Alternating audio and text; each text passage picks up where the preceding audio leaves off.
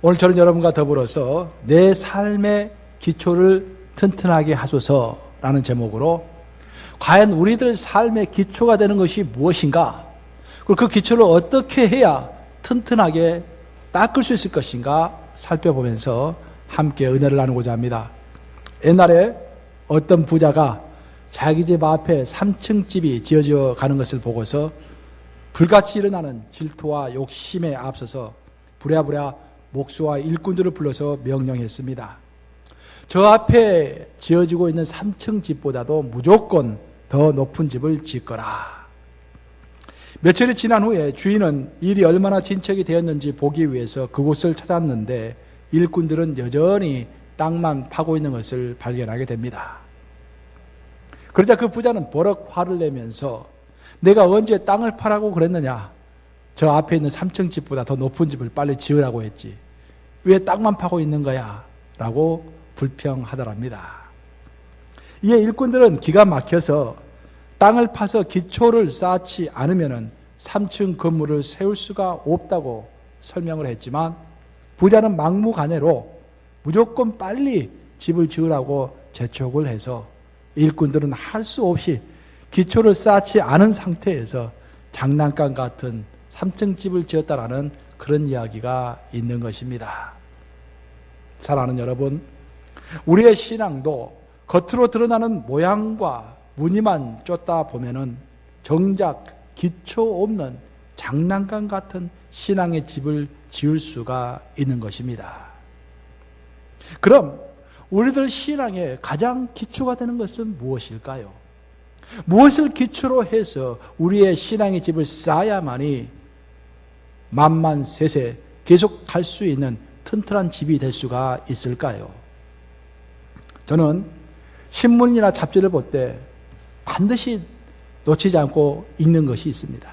그것은 인터뷰 기사입니다. 신문에 나오는 인터뷰 기사가 있으면 꼭 그것만큼은 아무리 시간이 없어도 챙겨놨다가 꼭 읽습니다. 영국에 한국에서 나오는 잡지라든지 영국에서 나오는 잡지라든지 미국에서 나오는 잡지 신문들 통틀어서 그간 나왔던, 그간 내가 읽었던 그런 인터뷰 기사가 수없이 많은데 전 세계적으로 뛰어난 그런 리더들의 그 인터뷰 기사를 읽어보면 공통된 점이 한 가지 드러나는 것을 저는 느낄 수가 있었습니다. 그것이 무엇인가? 이 세계에서 많은 영향력이 있는 그런 지도자들의 인터뷰 기사를 읽어보면 그들은 공통되게 그들의 인생에 대해서는, 흘러 지나온 인생의 과거에 대해서는 후회하지 않지만 그러함에도 불구하고 어느 정도 아쉬움을 다 가지고 있다는 것입니다. 우리의 인생이라는 것이 그렇지 않겠습니까? 우리의 인생을 후회하지는 않을 망정 어느 정도 아쉬움은 아무리 훌륭한 사람이라고 할지라도 다 가지고 있는 것입니다. 그러면은 그 아쉬움이란 도대체 무엇인가?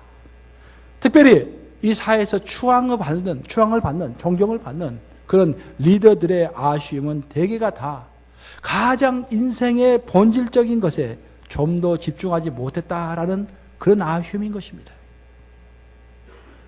몇 년 전에 우리 기독교의 대표적인 영성가인 유진 피터슨 목사님의 인터뷰 기사를 아주 감명 깊게 제가 읽은 적이 있습니다. 유진 피터슨 목사님 하면은 평생을 목회하시다가 은퇴하신 후에는 오늘날의 현대인들이 성경을 좀 더 쉽게 읽을 수 있도록 현대어로 번역한 메시지라는 성경을 번역하신 분입니다. 그 성경 언어를 메시지라는 그런 작품으로 만드신 분입니다. 그런데 이분의 그 메시지가 보니까 한국에서도 지금 요즘 번역돼서 나오는 것 같아요. 그 글을 읽으면은요, 그 성경 번역을 읽으면은 마치 새로운 안경을 끼고 있는 것과 똑같아요. 평상시에는 성경을 읽으면 NIV 버전이라든지 뉴 킹 제임스 버전 그런 버전으로 읽다가 이런 메시지를 읽으면은 그냥 뿌옇게 보이던 것이 그냥 또렷한 안경을 쓰고서 보는 것과 같이 굉장히 의미가 깊게 와 닿는 것을 느끼곤 합니다. 그런 아주 중요한 좋은 책을 쓰신 분입니다. 그런데 이분에게 기자가 물었습니다. 그간 인생을 잘 살았다고 생각하십니까? 후회는 하지 않지만 아쉬움은 남습니다. 그래요? 아니, 목사님 무슨 아쉬움이 있을까요? 아쉬움이 무엇입니까? 목사님은 목회도 굉장히 성공적으로 하셨고 은퇴하신 후에는 그 메시지라는 그 성경의 새로운 버전을 또 쓰셨고 또 사회적으로도 그렇게 인정받고 계시는데 무슨 인생에 아쉬움이 있습니까? 제가 평생을 목회를 했는데 말입니다. 그때 좀 더 내가 젊었을 때 좀 더 성경을 열심히 읽었더라면 훨씬 더 깊고 영향력이 있는 목회를 할 수 있었을 것인데 내가 그때 성경을 좀 더 많이 읽지 않은 것이 아쉽게 다가오고 있습니다. 저는 이 인터뷰 기사를 읽고서 정말로 놀랐습니다. 제가 말씀드린 것처럼 성경에 정통하고 정통할 대로 정통해서 메시지라는 성경 번역까지 만드신 분인데 그분의 인생에 있어서 가장 아쉬움은 자신이 젊었을 때 좀 더 성경을 읽지 못한 것에 대해서 아쉬움을 가지고 있는 것입니다. 이런 비슷한 고백을 빌리 그레이엄 목사님도 했습니다. 기자가 빌리 그레이엄 목사님에게 물었습니다. 만약 다시 당신이 사역을 시작하신다면 무엇을 어떻게 하시겠습니까? 저는 이전보다도 활동을 훨씬 더 줄이고 그 대신 그 활동하는 시간에 가만히 앉아서 성경을 읽겠습니다. 평생 사역을 하다 보니 성경이 너무도 중요하다는 것을 느낍니다. 여러분 어떻습니까? 놀랍지 않습니까? 이런 고백은 수많은 훌륭한 크리스천 지도자들이 거듭거듭 고백하는 것입니다. 우리는 어쩌면 아주 깊은 착각 속에서 살아가고 있는지도 모르겠습니다. 그 착각이라는 것은 이 정도면은 내가 성경을 알 만큼 안다라고 하는 착각 속에서 살아가고 있는지도 모르겠습니다. 하지만 성경이라는 것은 큰 유전, 즉 오일필드와도 같은 큰 유전인 것입니다. 이 엄청난 유전에서 어떤 사람은 겨우 소형 자동차 한 대 분량의 소규만을 빼내서 사용하고 그것으로 그칩니다. 근데 어떤 사람은 이 유전에서 큰 성경이라는 유전에서 보잉 747 그 전보 제트기를 수백 수천 대 채우고도 남을 만한 소기를 다 빼내고 그것도 모자라서 계속해서 더 빼내고 있는 사람 또한 있는 것입니다. 결국 우리가 성경을 어떻게 생각하느냐가 우리의 성경 활용을 결정하는 것입니다. 여러분은 성경을 어떻게 생각하십니까? 성경이 중요하다 말만 많이 들으셨는데 여러분은 정작 성경을 어떻게 생각하십니까? 어떤 사람은 성경을 사전으로 생각하는 사람들이 있어요. 사전. 평상시에는 성경을 딱 선반에 모셔뒀다가 뭔가 의심이 들 때만 성경을 찾아가지고 딱 찾는 것. 월요일부터 토요일까지는 선반에 딱 모셨다가 주일날 와서 성경 봉독할 때만 한번 딱 찾아서 읽는 성경을 사전으로 생각하시는 분들이 있다라는 것입니다. 또 어떤 사람은 성경을 한 권의 책으로 생각하는 사람들이 있습니다. 그런 사람들은 성경을 한 번 내지 두 번 처음부터 끝까지 읽고서 이제 성경을 다 읽었다. 내 성경을 다 안다. 라고 말하는 것입니다. 성경을 한 권의 책으로 생각하기 때문에 그런 결과가 빚어지는 것입니다.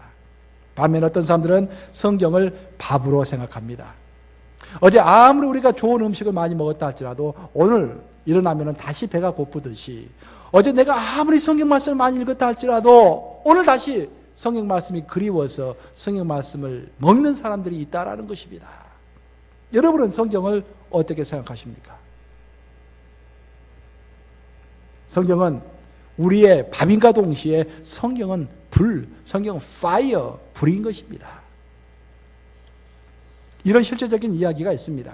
19세기 영국의 탐험가였던 루이스 헤스팅스라는 사람이 아프리카 지역에 있는 앙골라의 그 밀림을 탐험하게 되었습니다. 그 사람은 이제 밀림을 탐험하면서 쭉 길을 걷다가 유심하게 주위를 살펴보았는데 가끔씩 길 한가운데 그 나무 더미가 모여져 가지고 삼각형의 나무 단이 있는 것을 발견하게 됩니다. 아니 이 밀림 한복판에 누가 이렇게 삼각형으로 나무 단을 쌓아 놓았을까 의심이 생긴 헤스팅스는 그 안내를 하고 있는 현지인에게 물어보았습니다. 아니 왜 이 정글 한가운데 이런 가지런하게 만들어 놓은 나무 단이 있는 것입니까? 그러자 원주민이 설명을 해 주었는데 그 가지런하게 쌓아놓은 삼각형 모양의 나무 단은 다름 아닌 침팬지가 만들었다라는 것입니다. 가끔씩 사람들이 이제 밀림 속으로 들어오면은 음식을 요리하기도 하고 또 야생동물이 접근하는 것을 방지하기 위해서 모닥불을 피우는 것을 침팬지들이 옆에서 본 것입니다. 침팬지들이 옆에서 보니까 나무를 쌓아놨는데 거기 불이 붙어가지고 아주 이상한 것이 나오는 것을 본 거예요. 그래서 침팬지들이 인간의 흉내를 내서 시간과 에너지를 들여가지고 나무를 다 모은 다음에 삼각형으로 그럴싸하게 나무단을 쌓아놓은 것입니다. 그러고 나서 그 나무단을 쌓은 후에 그 주변에 삥 둘러앉아서 인간들에게 일어났던 일들이 그들에게도 일어나기를 기대하면서 기다리고 또 기다리는 것입니다. 어떤 경우에는 수시간 동안 침팬지들이 이리저리 움직이면서 계속 그 나무 더미 곁에서 서성거린다라는 것입니다. 하지만 결국 그들의 기다림은 헛된 것이 될 수밖에 없습니다. 왜냐하면 그들에게는 불이 없기 때문입니다. 불이 없는 나무단은 그 나무단을 쌓기 위해서 쏟아부었던 시간과 에너지에도 불구하고 아무런 열매를 맺을 수가 없는 것입니다. 그리고 여러분, 우리 그리스도인들의 신앙도 이와 같을 수가 있습니다. 우리의 신앙을 나무단이라고 생각해 보시기 바랍니다. 여러분은 여러분의 신앙을 쌓기 위해서 여기저기서 시간과 에너지를 들여서 여기서 설교 듣기도 하고 저기서 은혜 받기도 하고 여기서 찬양하기도 하고 여기서 기도하기도 하고 이렇게 해서 나무단들을 다 모아가지고 이렇게 나무단을, 신앙이라는 나무단을 쌓아놓는 거예요. 하지만 그 나무단에 또 둘러앉아가지고 뭔가 변화의 역사, 능력의 역사가 일어나기를 기대하면서 기다리고 있을지도 모릅니다. 하지만 세월이 아무리 지나도 역사가 일어나지 않을 수가 있다는 것입니다. 그것은 그 나무단 위에 불이 붙어있지 않기 때문인 것입니다. 우리의 신앙은 성경의 말씀으로 불이 지펴져야만이 역사가 일어나고 능력이 나타나고 우리의 소원이 이루어지는 것입니다. 여러분은 지금 하나님의 말씀이라는 불을 가지고 있습니까? 그리고 그 불을 받기 위해서 매일매일 성경을 읽고 있습니까? 제가 제 인생을 돌아보아도 제 인생에 있어서 가장 결정적인 순간은 모두가 말씀으로 이루어진 것 같아요. 말씀으로 결국. 보면은 제가 구원의 확신도 물론 고등학교 때 제가 구원을 얻었지만 고2 때 제가 중2 때 제가 구원을 얻었지만 나중에 요한일서 5장 11절 12절 말씀을 암송함으로 제 구원이 확정되는 것을 경험할 수 있었습니다. 또한 그 이후에 신명기 28장 1절 말씀을 통해서 내 평생에 나갈 길을 찾게 되었고 그러나서 요한복음 12장 24절 말씀을 가지고 내가 목회자로 부르심을 받는 역사가 있었던 것입니다. 모두가 다 결국 보면은 말씀이었어요. 말씀으로 확증받게 됐던 것입니다. 그것이 불이 되어서 내 삶을 지폈던 것입니다. 하나님의 말씀은 우리 신앙의 가장 기초이면서 본질적인 것입니다. 그래서 우리가 이 본질적인 것을 알아가는 일을 등한시 한다면 나중에 분명히 후회하게 될 것입니다. 그래서 우리는 성경을 알기 위해서 매일매일 시험 공부를 하는 자세로 성경을 읽어야 합니다. 저는 꼭 여러분들에게 권유하고 싶어요. 성경은 시험 공부하는 자세로 읽어야 한다. 한번 따라서 해보시기 바랍니다. 성경은 시험 공부하는 자세로 읽어야 한다. 제가 젊었을 때 우리 젊은 시절에는 누구든지 고시를 다 한 번씩 생각해 보아요. 고시를 한 번씩 사법고시나 행정고시나 예무고시를 전부 한 번씩 생각해 보게 됩니다. 저도 젊었을 때는 한때 외무고시를 할까라고 생각했어요. 하지만 저는 그 꿈을 접었습니다. 그 대신에 고시 공부하는 자세로 성경을 탐독하기로 결심을 한 거예요. 밤이 되면은 항상 교회에 있는 도서관에 가가지고 성경 말씀을 고시 공부하는 자세로 제가 탐독을 했습니다. 창세기부터 요한계시록까지. 제가 물론 그 이후에 신학도 공부하고 여러 가지 훈련을 받았지만 사실 여러분들에게 하고 있는 여러 가지 성경 공부 프로그램이라든지 또 설교라든지 그 모든 것의 바탕은 사실 내가 젊었을 때 고시 공부하는 그런 열정으로 성경을 읽었던 그 지식이 바탕이 돼가지고 제가 지금 목회를 하고 있는 것입니다. 신학교에서 배운 지식이 아니에요. 결국 내가 정말로 마음을 쏟고 다른 사람들은 고시 공부할 때 나는 성경을 공부하겠다. 그런 자세를 하겠다. 그때 하나하나 정말 피나게 공부하고 피나게 읽었던 그 성경 말씀이 오늘 여러분들에게 목회를 하는 데 있어서 기초가 되고 힘이 되고 있는 것입니다. 그래서 여러분들은 성경을 읽을 때 반드시 시험 공부하는 그런 마음가짐으로 집중해서 읽으셔야 할 것입니다. 두 번째로 성경을 알아가는데 우선적으로 많은 시간과 에너지를 투자해야 합니다. 그 무엇보다도 성경 말씀을 알아가는 데 시간과 에너지를 투자해야 돼요. 제가 언젠가 한번 그 전도사님이 간증하는 것을 들은 적이 있어요. 한번 그 교회에서 아주 그 충실하신 집사님 부부가 전도사님을 초청을 했대요, 집으로. 그러나서 이제 음식을 다 들고 난 다음에 부탁을 하더래요.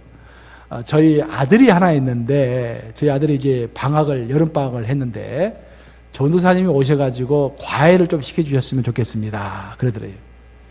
그 전도사님이 좀 불행하게도 젊었을 때 공부를 썩 잘하지 못해가지고 그렇게 말씀했어요. 저는 성경이라면 모르겠는데 그냥 수학이라든지 영어는 잘하지 못합니다. 제가 그래서 과외를 해드릴 자신이 없습니다. 그랬더니 그 집사님 부부가 정색을 하시면서 아니 수학이나 영어 과외가 아니라 성경 과외를 좀 해주세요 라고 이렇게 부탁하더래요. 싫어 실제로 있었더니. 그래서 그 집사님이, 그 전사님이 크게 받았다고 그렇게 간증하는 것을 제가 들은 적이 있어요. 여러분은 어떻습니까?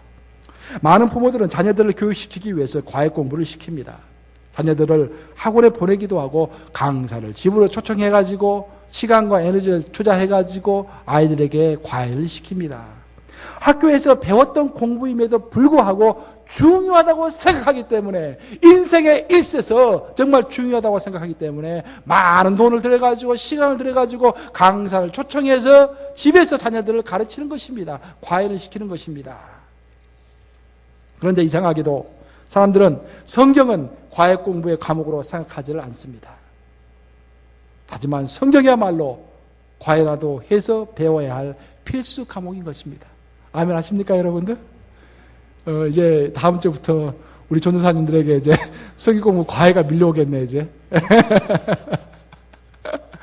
돈이 없으시면은 굳이 강사 부르시지 마시고 여러분이 직접 여러분의 자녀들을 가르치세요. 어제도 보니까 우리 집에서 보니까 우리 사모가 애들 불러가지고 성경 암송 시키더라고요. 그래서 또 왜 갑자기 또 암송이냐라고 물어봤더니 우리 고등부에서 지금 성경 암송을 시작했다고. 그래서 직접 또 체크하고 가르치는 것을 내가 봤어요. 강사 부르실 돈이 없으면은 여러분 직접 가르치시라 그런 말이에요. 가르치시면서 돈도 버시고. 성경은 과외 과목 못지않게 중요하다라는 것입니다. 성경은 세계 중심이면서 성경은 우리의 삶의 기준입니다, 여러분들. 세계에서 가장 종교적인 민족이 어느 민족입니까? 유대인들 아닙니까? 그 유대인들은 세계 또 우주의 중심을 이런 식으로 설명을 합니다. 우주의 중심은 우주의 중심은 이스라엘이다.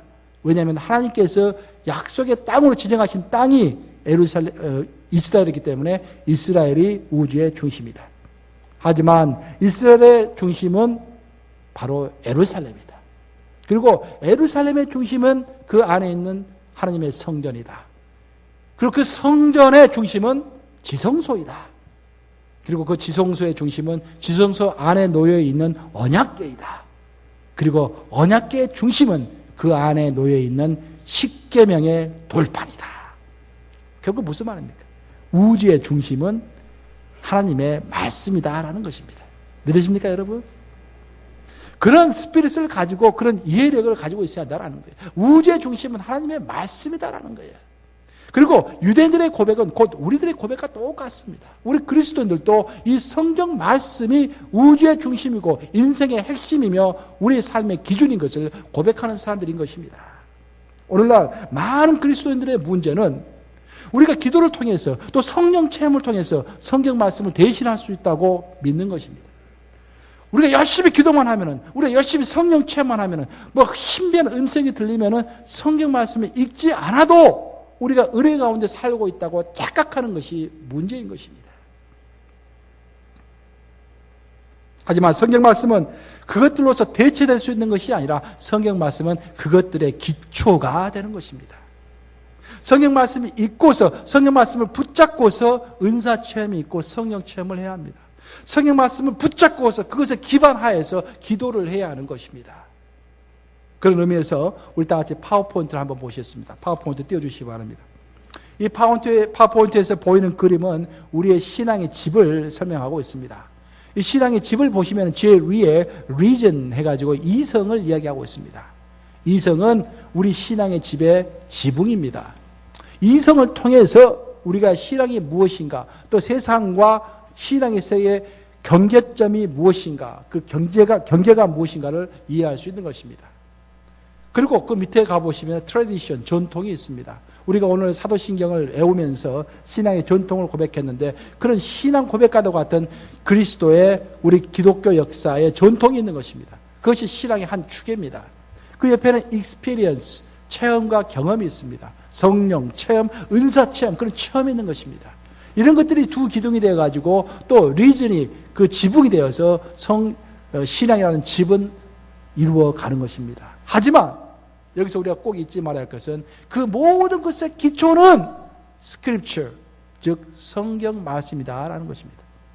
제가 초반부에 예화를 드렸듯이 어떤 부자가 무조건 산청집을 빨리 지으라고 재촉했을 때 그 일꾼들이 어이없다고 말을 했듯이 어떤 사람들은 그냥 체험과 경험만 중요시하고 이성만 중요시하고 전통을 중요시하면서도 정작 읽어야 할 성경 말씀은 읽지 않는 사람들이 있다라는 것입니다. 그런 신앙은 기초 없이 산청집을 짓는 것 같은 위험한 것이다 라는 것들을 보여주고 있습니다. 그래서 우리는 성경 말씀을 읽으면서 성령 충만을 체험해야 되고 성경 말씀을 읽으면서 기도해야 되고 성경 말씀을 읽으면서 의로운 행동을 해야 하는 것입니다. 시편의 저자는 오늘의 본문인 34절에서 주여 나로 주의 법을 깨닫게 하소서라고 고백하고 있습니다. 깨닫게 하소서. 이 시편 저자가 하나님의 말씀을 전혀 모르는 사람이어서 이런 고백을 한 것이 아닙니다. 시편 기자는 이미 시편을 적을 정도로 성경 말씀에 정통하고 있는 사람입니다. 하지만 그러함에도 불구하고 아직도 깨달아야 할 성경 말씀이 있기 때문에 주여 나로 하여금 주의 말씀을 깨닫게 하소서라고 고백하고 있습니다. 시편 기자는 말씀을 깨닫게 해달라고 기도했을 뿐만 아니라 그 다음에 오는 35절을 통해서 깨달은 말씀을 실행하게 해달라고 또한 기도하고 있습니다. 그리고 그 다음에 나오는 36절 말씀을 보시면은 그의 마음이 항상 하나님의 말씀을 향할 수 있도록 해달라고 기도하고 있는 것입니다. 즉 머리로 깨닫고 몸으로 실행하는 것으로 끝나는 것이 아니라 더 중요하게 우리의 마음이 항상 하나님의 말씀을 향할 수 있게 해달라고 기도하고 있는 것입니다. 이로써 우리는 말씀이 열매를 맺는 3단계 법칙을 발견할 수가 있습니다.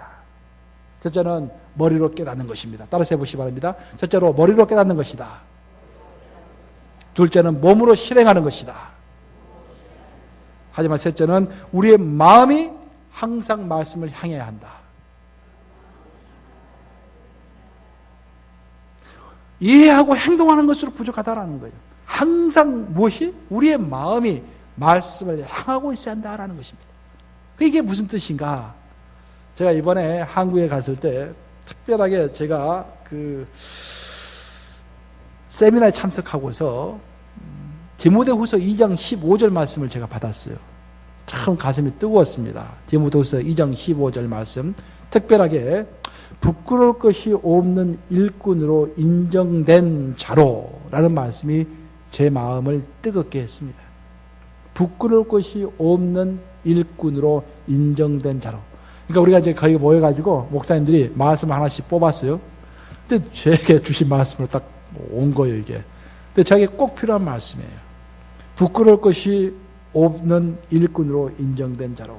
이 말씀을 붙잡고서 지난 제가 걸어온 그 사역을 많이 반성하고 앞으로 어떻게 할 것인가 다짐도 많이 했습니다. 그리고 내가 4가지를 결심했어요. 그것이 무엇인지 차마 말씀드릴 수가 없지만 4가지를 결심하고 반드시 하겠다라고 마지막에 그 많은 사람들 앞에서 제가 간증도 하고 왔습니다. 그래서 그 이제 와서 그걸 실행 중에 있는데 이 말씀 요한 디모데후서 2장 15절 말씀이 내 마음속에 딱 맺혀지니까 그래서 계속 바라보고 있으니까 제 행동 하나하나가 점검이 되는 거예요. 과연 이 행동은 내가 부끄러움이 없는 하나님 앞에서 부끄러움이 없는 일꾼으로 인정된 자로서 할 만한 행동인가? 그러면서 어떨 때는 기쁘기도 하고 어떨 때는 제 자신이 굉장히 안타깝게 느껴질 때도 있는 것입니다. 그러면서 내 모든 삶이 점검이 되는 것입니다. 바로 이것이 시편 기자가 말하고 있는 우리의 마음이 항상 하나님의 말씀을 향하고 있어야 한다는 뜻인 것입니다. 여러분은 여러분의 가슴 속에 말씀이 살아서 생동감 있게 맺혀져 가지고 그 말씀이 기준이 되어 가지고 매일매일 여러분 자신을 반성할 수가 있어야 하는 것입니다. 이런 3단계의 말씀의 법칙이 이루어질 때 우리가 얻을 수 있는 결과를 본문 40절은 이렇게 설명하고 있습니다. 내가 주의 법도들을 사모하였사오니 주의 의로 나를 살아나게 하소서. 이게 무슨 말인가? 내가 이제는 주님의 법도, 주님의 계명, 주님의 말씀을 다 실행했으니까 그에 대한 보상으로 이제는 주님의 의로 나를 살아나게 하소서라고 말하고 있는 것입니다. 근데 주님의 의로 나를 살아나게 하소서라는 말씀을 현대어 번역으로 보면은 나로 하여금 새 힘을 얻게 해 주시옵소서라고 번역되어 있습니다. 이게 더 정확한 번역인 것 같아요. 그래서 이것을 다시 설명하면은 이제 내가 하나님께서 말씀하신 대로 다 실행하고 지켰사오니 그에 대한 보상으로 이제는 새로운 힘을, 새로운 에너지를 제게 주셔서 그 에너지로 이 땅을 승리하게 하소서라는 말입니다. 이처럼 하나님의 말씀은 우리들 삶의 원동력과 에너지 그 자체라는 것입니다. 이 말씀의 에너지로 능히 세상을 이기고 정복하는 삶이 되시기를 축원합니다. 이 정도면 충분하다라고 생각하지 마시기 바랍니다. 그게 굉장히 위험한 거예요. 이 정도면 충분하다라고 말씀하고 생각하시는 것이 위험하다라는 것입니다. 왜냐하면 성경은 살아서 운동하는 하나님의 존재 그 자체이기 때문입니다. 그래서 내가 성경을 마스터했다, 성경을 다 안다라고 이야기하는 것은 내가 이제는 하나님의 마음을 다 알고 하나님의 뜻을 다 마스터했고 하나님이 무엇을 말씀하시기 전에 이미 다 나는 하나님이 뭘 할지 다 안다라고 말하는 것과 똑같다는 것입니다. 얼마나 교만한 말입니까? 그렇죠? 성경은 정복되고 마스터되는 것이 아닙니다. 내가 성경을 정복하겠다 말하는 것은 물론 그 뜻은 제가 대강 알겠지만 옳은 말이 아닙니다. 성경 결코 정복될 수 있는 게 아니고 성경은 결코 마스터될 수 있는 게 아닙니다. 성경은 우리가 죽을 때까지 가져다 쓰는 태양열과 같은 것입니다. 여러분들이 평생 동안 계속해서 태양열을 갖다 쓴다고 할지라도 태양열이 고갈이 됩니까? 아니죠. 이 전 인구, 이 지구에 있는 64억의 인구가 매일매일 태양열을 갖다 쓴다고 할지라도 그 태양열이 다 고갈이 됩니까? 결코 고갈이 되지 않습니다. 그것이 바로 성경인 것입니다. 우리가 아무리 마스터하고 아무리 열심히 읽어도 마스터되지 않는 것이 성경인 것입니다. 그래서 우리는 죽을 때까지 갈구하는 마음으로, 가난한 마음으로, 겸손한 마음으로 성경을 읽어야 하는 것입니다. 기독교 역사에 이런 이야기가 전해져 내려오고 있습니다. 히라라고 그러는데 이 사막의 교부들이라고 여러분들 아시죠? 이제 한때 초대교회 역사를 쭉 거쳐오면서 교회가 이제 국교가 되고 로마의 국교가 되면서 이제 기독교가 많이 타락을 했어요. 그래서 사람들이 이것은 아니다. 그래가지고 세상을 등지고 사막으로 들어갔어요. 사막에 들어가서 수도원을 짓고 거기서 수양을 한 것입니다. 그런 분들을 사막의 교부라고 하는데 사막의 교부 중에서 가장 유명한 분 중에 하나가 아르센이라는 사람입니다. 근데 아르센에게 한 번은 어떤 젊은이가 찾아왔어요. 먼 길을 찾아와가지고 젊은이가 아르센에게 이렇게 말을 합니다. 선생님을 찾아오느라고 내가 한참 헤맸습니다. 이제 저에게 아주 귀한 가르침을 주시기 바랍니다. 그러자 아르센이 그 청년을 쳐다보면서 이렇게 답변했다라고 합니다. 젊은이여, 영성을 쌓는다고 이 수도원 저 수도원, 이 기도원 저 기도원으로 이제 그만 좀 쌓아 돌아다니고 조용히 자네의 방에 들어앉아서 말씀 보고 기도하며 앉아 있게나. 자네가 말씀을 가지고 묵상하고 기도하면은 바로 그 방에서 역사가 일어나고 그 방이 그대에게 좋은 교훈이 될 것이야. 이제는 그만 좀 쌓아 돌아다니고 가만히 앉아서 말씀 읽게나. 이것이 아르센의 대답이었다라는 것입니다. 이해되십니까, 여러분? 진리와 능력은 여기저기 흩어져 있는 것이 아닙니다.